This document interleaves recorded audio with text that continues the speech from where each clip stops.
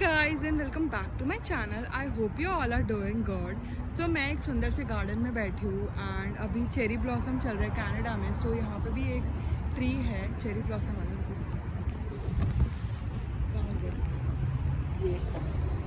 And तो मैं बैठी हूँ अभी सो मैंने सोचा एक वीडियो बना दूँ क्योंकि है ना इंटरनेशनल स्टूडेंट्स अभी मे इनटेक में आने वाले हैं एंड उन लोग का कंसर्न रहता है कि कनाडा में मंथली एक्सपेंसेस का क्या सीन है अभी इस सिचुएशन में, क्योंकि इन्फ्लेशन बहुत ज़्यादा बढ़ गया है कनाडा में.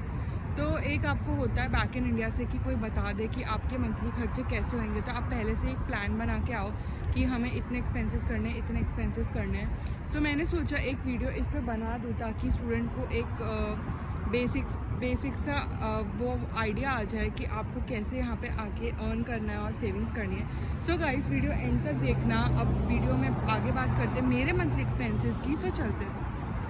सबसे पहले एक्सपेंस आता है कनाडा में रहने का, जो कि रेंट. हम हर महीने जब रेंट जाता है ना मेरे बैंक अकाउंट से, मेरे को लिटरली हार्ट अटैक आता है. और रेंट देना बहुत ज़्यादा डिफ़िकल्ट है यार, इतना ज़्यादा रेंट है आजकल.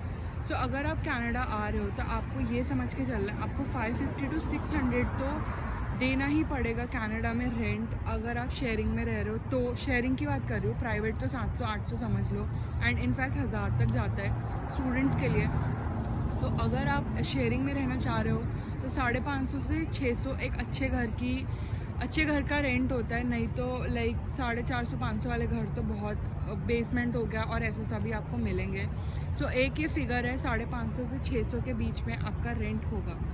देन गाइस आता है हमारे फूड एक्सपेंस का. बाहर का खाना यहाँ पे हमें बहुत मन करता है क्योंकि इंडिया से जो लोग आते हैं हम लोग को मालूम है फूड भाई बहुत ज़्यादा इम्पॉर्टेंट है क्योंकि बहुत क्रेविंग्स होती है यार बाहर के खाने की. सो यहाँ पे ग्रोसरी का अगर मैं एक्सपेंस बोलूँ तो गाइस आराम से आपका $200 के अंदर आपका ग्रोसरी हो जाएगा, क्योंकि $200 मोर देन इनफ होता है एक महीने के लिए एक जन का ग्रोसरी का. एंड इसमें आपकी सारी बेसिक नेसेसिटी एंड आपको जो जो चाहिए वो आ सकता है. एंड अगर आपके शौक ज़्यादा ही हो तो फिर 250 समझ लो 250, बट इतने में आपका हो जाएगा ग्रोसरी का भी.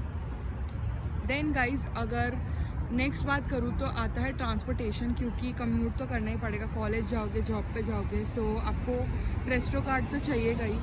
सो उसके गाइस मैं अराउंड महीने के मेरे $150 हो जाते हैं, क्योंकि जॉब पे जाना होता था, कॉलेज जाना होता था.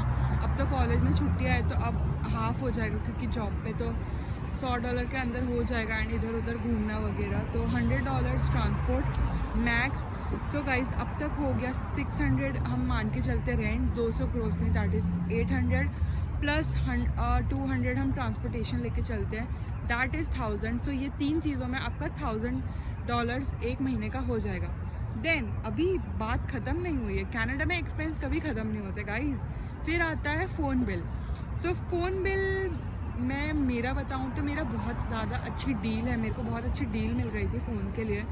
सो मेरा सिर्फ $27 लगता है including taxes and I get 30 GB monthly. That is more than enough in Canada, क्योंकि यहाँ पे हर जगह वाईफाई रहते हैं. घर में वाईफाई, कॉलेज में वाईफाई, जॉब पे वाईफाई, सब जगह वाईफाई है.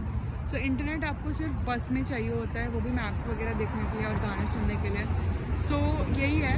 और फ़ोन का बिल अगर मैं नॉर्मल एक स्टूडेंट की बात करूँ तो किसी का भी $45, $50, या अगर आप यहाँ के फ़ोन भी बाय करते हो तो $60 के अंदर हो जाता है.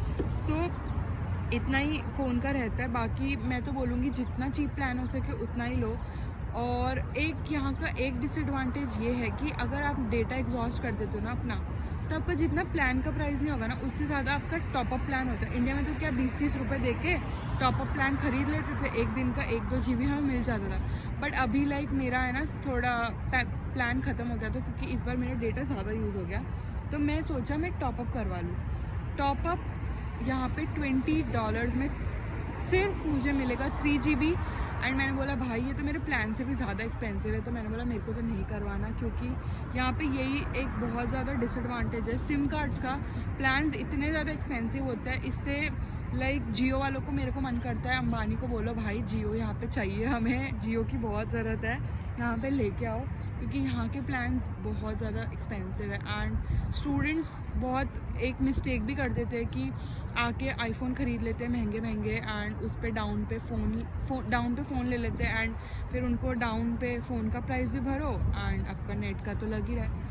सो ये अगर एक मिस्टेक आपको नहीं करनी तो आप मत करना मेन टेक्स के लिए। जो फ़ोन है वही यूज़ करो हो सके तो, बट अगर आपको नेसेसिटी है फ़ोन लेने की तो ठीक है, वरना तो please don't go for it because ये फालतू का एक एक्सपेंस ऐड अप हो जाता है। सो गाइस फ़ोन हो गया, तो इसको मिला के आपका अराउंड 1100 हम मान के चलते हैं, 1100 एंड आप समझ लो $100 और आप बाहर घूमोगे फिरोगे अपने फ्रेंड्स के साथ, कभी बाहर खाने का भी मन करता है, सो उसका भी $100 मैं तो लेके चलती हूँ। सो 1200 में आपको ये ध्यान रखना है कि 1200 मैक्स टू मैक्स आप अपना सारा एक्सपेंस ख़त्म कर रहे हो, उसके आगे आपको नहीं बढ़ना। क्योंकि अगर आप इतना एक्सपेंस हट हो माय गाइस, एक फ्रेंड मुझे मत देख भाई। ओके, सो आप अगर इतना एक्सपेंस कर रहे हो तो ठीक है, लाइक इट्स गुड, तो आप सेविंग्स भी अच्छे से कर पाओगे कि GIC तो आप सेव कर ही रहे हो अगर आपके पास जॉब है तो इतना ही रखो। एंड एक होता है यार, कभी भी है ना इमरजेंसी फंड हमेशा रखा करो, क्योंकि मेरे साथ तो अब तक जब से मैं कनाडा में आऊँ ना तब से ऐसा एक महीना भी नहीं गया कि मुझे कोई इमरजेंसी ना आई हो। हर महीने कुछ ना कुछ हो ही जाता है, कभी बुक्स के पैसे भरने पड़ते हैं, कभी कॉलेज का कुछ आ जाता है, कभी बाहर जाने का हो जाता है, कभी शॉपिंग कर ली होती है, कभी हेल्थ के रिलेटेड कुछ हो जाता है, कभी शूज़ लेने पड़ जाते हैं। सो हर महीने ऐसा एक एक्सपेंस तो आ ही जाता है जब आपकी सेविंग्स की यहाँ पे वाट लग जाती है। सो थोड़ा देख के चलना है कनाडा में यार, क्योंकि एज अ स्टूडेंट हम कितना भी यहाँ पे बोल देना कि सेविंग करनी है, बट एट द एंड बहुत कम बचा पाते हैं। इनफैक्ट फुल टाइमर्स भी अगर हो तो भी बहुत मुश्किल है कनाडा में सेविंग्स करना, क्योंकि जितना आप अर्न करोगे उस पे आपको टैक्स एक तो इतना भरना पड़ता है एंड ऊपर से स्पेंड हो ही जाता है कुछ भी कर लो। सो बस यही था मेरा भी, मैं 1200 के अंदर ख़त्म कर देती हूँ और मेरा हो जाता है मंथली इतना। सो दैट्स इट गाइज, यही मुझे मेन टेकर्स को बताना था। आई होप ये वीडियो इन्फॉर्मेटिव हो आपके लिए एंड आपकी हेल्प हो। अगर आप कनाडा आने का सोच रहे हो तो आपको पता चल गया कैसे बजटिंग करनी है। So thank you so much for watching this video. I hope अब मिलते हैं अगले वीडियो में गाइज। लाइक कर देना, सब्सक्राइब कर देना और कमेंट कर देना अगर कोई भी डाउट हो। मिलते हैं अगले वीडियो में।